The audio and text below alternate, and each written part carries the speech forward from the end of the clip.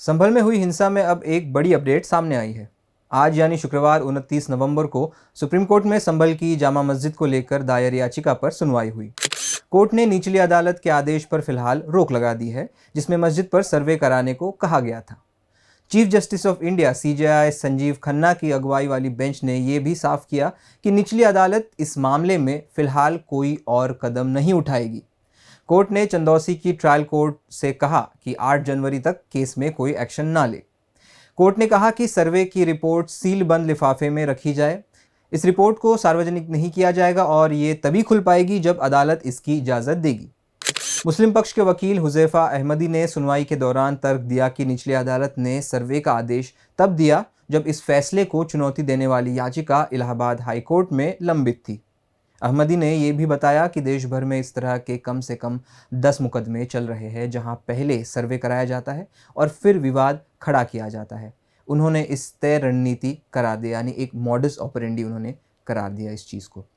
Supreme court ने कहा कि वह इस मुद्दे पर कोई भी फैसला या टिप्पणी नहीं करेगा। कोर्ट ने निचली अदालत के आदेश पर रोक लगाते हुए मामले को जनवरी 2025 के पहले हफ्ते में सुनवाई के लिए सूचीबद्ध कर दिया है। एक और बड़ी ही महत्वपूर्ण बात यहाँ पर चीफ जस्टिस खन्ना ने कही।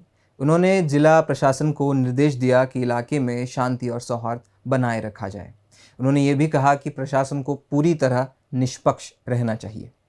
फैसले के बाद अब सभी पक्षों को इंतज़ार करना होगा, क्योंकि सुप्रीम कोर्ट ने साफ कर दिया है कि अगले आदेश तक स्थिति जस की तस रहेगी। संभल का जामा मस्जिद विवाद हाल के वर्षों में देश में बढ़ते धार्मिक और सांस्कृतिक विवादों का एक और उदाहरण है।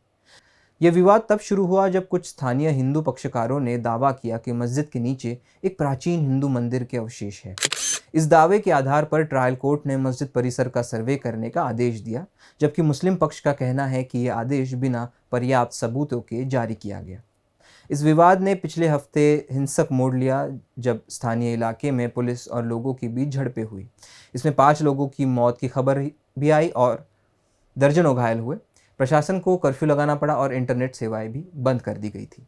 मैं मौके पर उस टाइम गया था। मुझसे DM साहब ने कहा था, SP साहब ने कहा था कि आप मौके पर जाएं और भीड़ को आप सेटिस्फाई करें। मैं गया था, तब मेरे सामने DIG महोदय, SP और DM आपस में ये डिस्कशन कर रहे थे कि तुरंत गोली चलाने का ऑर्डर लिया जाए। कौन कर रहे थे?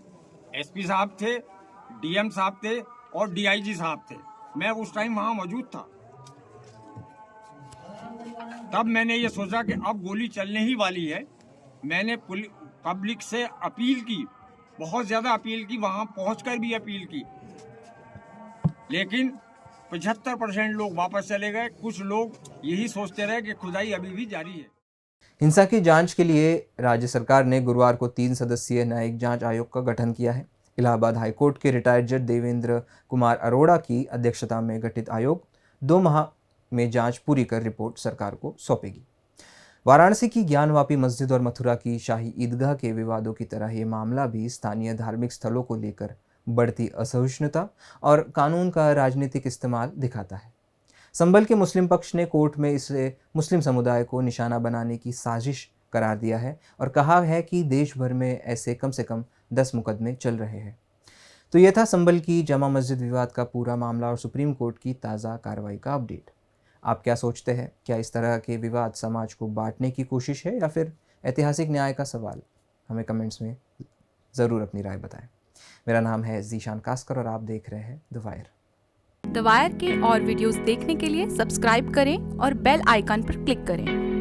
स्वतंत्र पत्रकारिता की आर्थिक मदद करने के लिए डिस्क्रिप्शन में दिए गए लिंक पर जाएं और अपनी राशि चुनें।